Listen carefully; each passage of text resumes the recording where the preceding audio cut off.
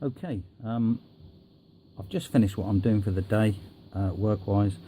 I've got home, well, not home actually, straight to the workshop, and I had an idea today of making another small footprint battery. Now, if you've seen my previous two videos on this 1 centimetre cell, you'll know what I'm talking about. If you haven't, that's a shame. Watch it. This is another small footprint battery. I've literally just got in the workshop and knocked it up very quickly. You can see the footprint, there's my thumb. Okay, I'm using the same, again, magnesium, but this time, you know, a thin slither, as I described in the previous video. So there's the cell. I'm not going to say too much about this at the moment, because I'd like to, you know, if this works and I'll develop it further, then I shall tell you all about it. But that's it. There's my thumb. That's the footprint of the battery. Voltage, current. So we test the voltage first, and it's a healthy 1.7 volts. Okay, it's dropping a little bit. I've just made it. They all do, but 1.7 volts. Now, current, if we look at the current, 27 milliamps. Wow. Okay, get a good connection on that. Wow. This is the problem, is getting that half decent connection with these things. Okay, 27 milliamps was the peak. 26.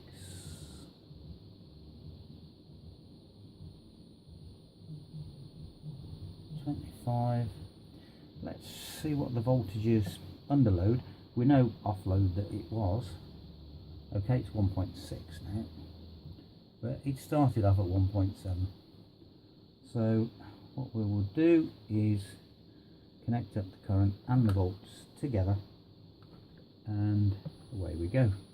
27 milliamps, and it's holding a respectable 1.34, 3, 2, 25 milliamps, 1.3 volts. So another one, great little cell. Very small footprint, as I said. I mean, that literally is a square inch, more or less, give or take. 3/4 of an inch that way, and an inch and a half that way on the separator, and literally 18 millimeters of magnesium. So there we go. Now, the one thing that I was thinking about in the last video was the density of this magnesium. I still haven't had a chance to check it out. But what I'm going to do, we've got there a thin slither, as I said. Let's try a thicker piece and see if there is any difference, or was I correct in my assumption that you only need a little bit. So we'll check the voltage first. 1.6 volts. Okay, so there's no difference there. We'll check the current. No difference there. So okay, so we'll put the very thin piece back on. Just contaminated that with carbon. Okay, thin pieces back on. Check the voltage. 1.54 with current. I'm trying to do this really quickly because I've got things to do. Okay, 26 milliamps, 1.3 volts. I think that's pretty good. Now, what I've got in mind for this is to build what I've got here, but a bigger cell, bigger footprint, because I think we also know that the the bigger the footprint,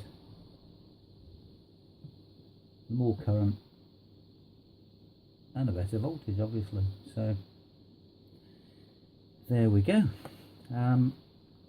If you didn't see the last video, then you need to see it, and you'll know kind of how this thing evolved and developed, because I did it on camera. It was just trial and error, and we've got the same components, so really it's up to you to take what I've showed you, if you're interested of course, and have a go. One thing I didn't try was the nickel on top of the magnesium, which I did last time, to see what the voltage is. Okay, 1.5 volts ish. Just stabilize it. Okay, 1.5 volts, which is actually better. No, okay, it's regenerated while I was speaking. So 1.5 volts, quick regeneration as well, and with the zinc, 1.5 volts. So with current,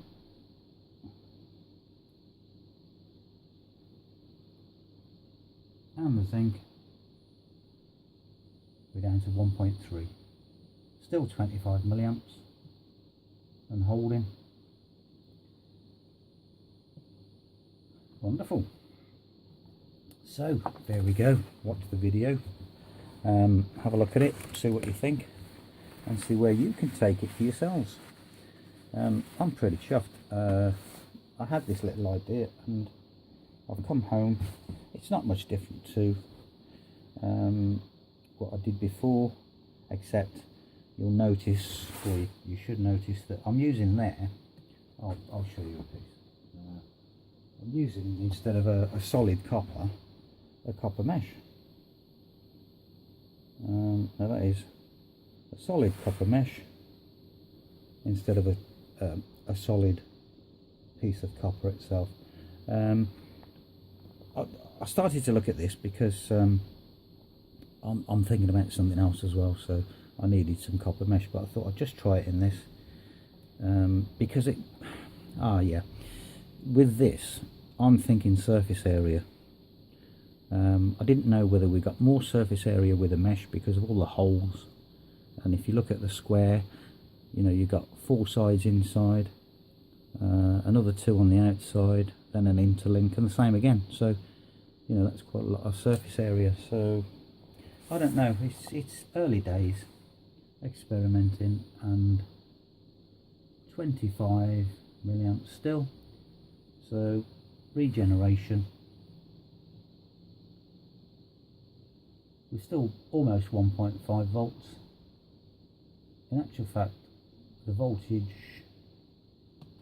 is climbing, so we'll just watch that for a sec.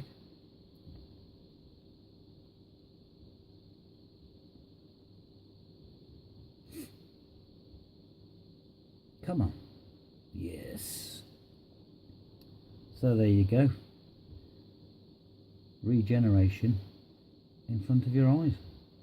Now I'm just going to hold it just to see if it goes to 1.51, because when I first built this, and I just quickly tested it, it went to 1.7 volts, and I did something similar the other day and it went to 1.8 volts. So oh, come on. Okay. Let's put some pressure on it. Okay.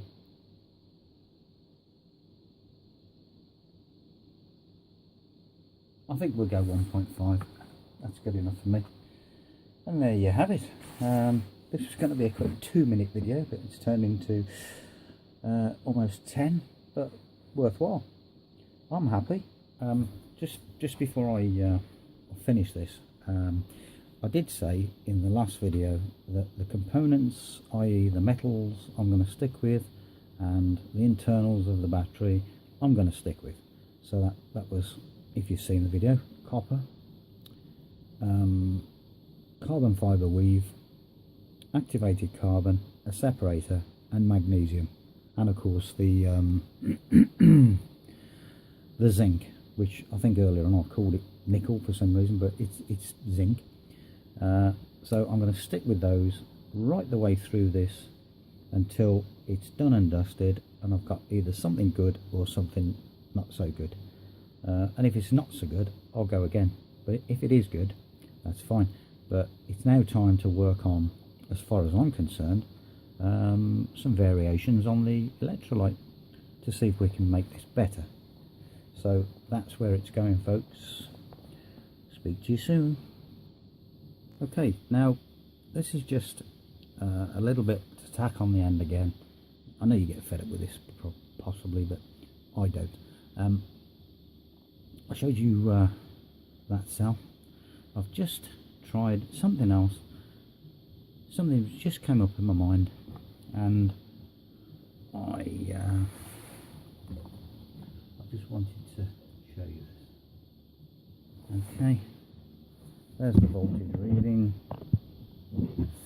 This is the previous cell, 1.52 volts. This is the new cell, 2 volts. 2.1 volts. So it just shows you what you can do with a little bit of experimentation, a little bit of patience, and try very, very quickly to get a milliamp reading as well. Where are we? Okay,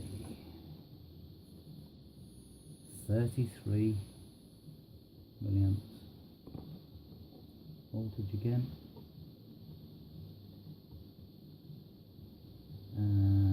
Where are we? Oh, I'm losing myself now. Very quickly. Okay, 1.98 and holding. Just shows, just with a little bit of more experimentation, what you can do. Now again, that is the footprint. Okay, it's a large piece of carbon weave, but that is the footprint, and that is my thumb again. Cheers.